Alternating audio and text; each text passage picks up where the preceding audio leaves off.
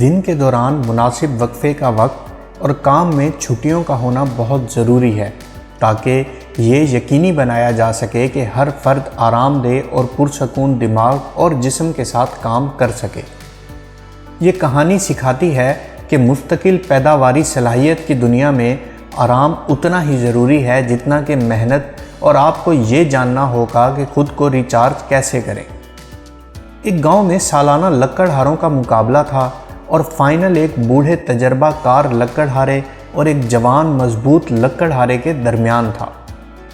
مقابلے کا اصول بالکل سادہ تھا، جو ایک دن میں سب سے زیادہ درخت گرا سکتا ہے وہی فاتح ہوگا۔ جوان لکڑہارا مقابلہ جیتنے کے لیے بہت پرجوش تھا۔ وہ جنگل میں چلا گیا اور فوراً کام میں لگ گیا۔ اس نے دن بھر اور رات بھر مسلسل کام کیا۔ جب وہ کام کر رہا تھا تو اسے جنگل کے کسی اور حصے میں بوڑھے لکڑہارے کے کام کرنے کی آواز سنائی دیتی رہی، اور ہر نیا درخت کاٹنے کے ساتھ وہ اور زیادہ پر امید محسوس کرنے لگ جاتا تھا کہ وہ آرام سے یہ مقابلہ جیت جائے گا۔ دن بھر وقفے سے جنگل کے دوسرے حصے سے درختوں کے کٹنے کا شور آنا بند ہو جاتا تھا۔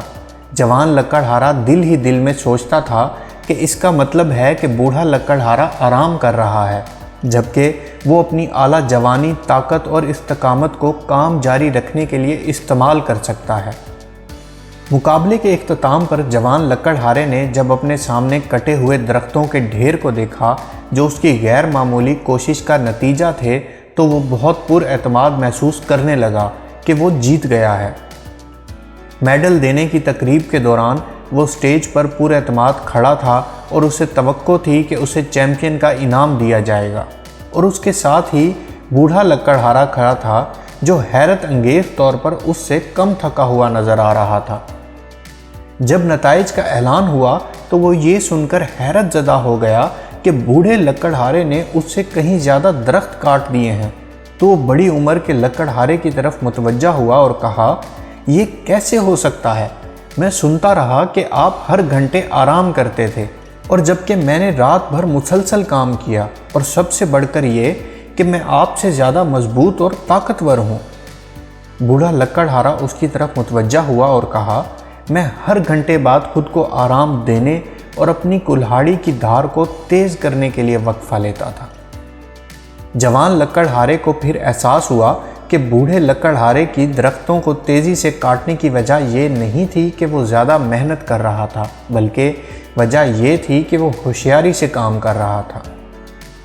زندگی میں ہم اپنے کام، مقاصد اور عام طور پر زندگی میں اتنے مصروف ہو جاتے ہیں کہ ہم آرام کرنا اور اپنے پیاروں کے ساتھ وقت گزارنا بھول جاتے ہیں۔ ہم زندگی اور اس سے نمٹنے میں اپنی نااہلی سے مایوس ہو جاتے ہیں، لیکن خود کو ترقی دینے اور زیادہ مؤثر ہونے میں وقت لگانے کی بجائے ہم ایک کند کلہاڑی سے جد و جہد کرتے رہتے ہیں۔ مزید کام کرنے کی بجائے ذہنی اور روحانی طور پر خود کو سکون دیں، اپنی مہارت اور صلاحیتوں کو تیز کریں اور زیادہ مؤثر بنیں تاکہ پھر نئے سرے سے واپس آ سکیں۔ ویڈیو پسند آئی ہو تو لائک کیجئے، اور مزید ایسی ویڈیوز کے لیے ہمارے چینل کو سبسکرائب کریں۔ شکریہ۔